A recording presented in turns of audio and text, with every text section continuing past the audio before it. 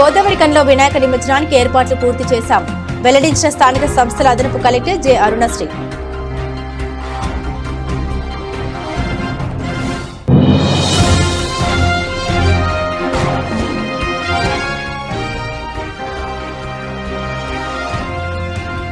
గణేష్ నిమజ్జనానికి ఏర్పాట్లు పూర్తి, పనుల్ని పరిశీలించిన ఎమ్మెల్యే.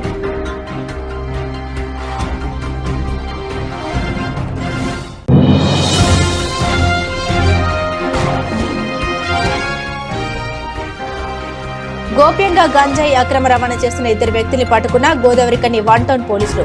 1 కేజీ 220 గ్రాముల గంజాయి స్వాధీనం.